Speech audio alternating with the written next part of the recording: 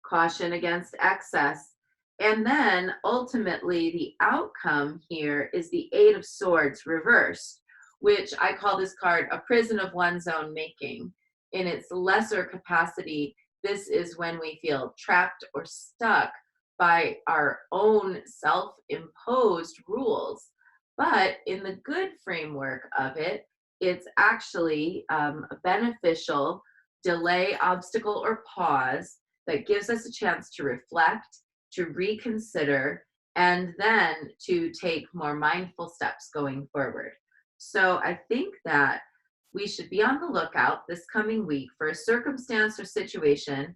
Maybe it's some urge to spend money, or it's an urge to overeat, or it's an urge to have another cocktail, or it's an urge to act in some way amidst an environment of conviviality and goodwill, act on an impulse that takes us too far. And instead of going too far, we rein ourselves in, pull ourselves back, and we say, oh, well, what I have is actually pretty darn good and it's enough. And I don't really need more. So that rather than being in a prison of our own making according to desires, we're actually liberated by our own commitment to just right, just so. You'll have to let me know. You can always contact me at mountshastagaddesstemple.com if you want to let me know how the divination turned out for you. And now let's give thanks for our teachers. May all of my blessed teachers enjoy long, happy, healthy, productive lives and great support for their good works. May all beings benefit from their wisdom. May they enjoy a swift and happy rebirth. And long life prayer for Dechin Yeshe Wangmo. Om Sosti, through the powerful blessings of the immortal Pema Jungye and his consort, may the three secret qualities of the Dakini of Supreme Bliss, Yeshe Wangmo, be utterly stable, and may the light of her activities shine on the lotus groves of the teachings and of beings, so that they blossom in radiant splendor. And let's dedicate the merit. May the merit of this practice and all of my activities be of endless benefit to all beings in all realms, beginningless and continuous. May all obstacles be overcome and suffering cease at the sound of liberation. May all beings be free from suffering and its causes. May all beings have happiness and its causes. May we carry the essence of Kuan Yin in our hearts. Namo Kuan Yin Pusa. And we close with a bow to Kuan Yin. Bow to one another. And a bow to the inner teacher. Wishing everybody a great day and a sustainable week ahead.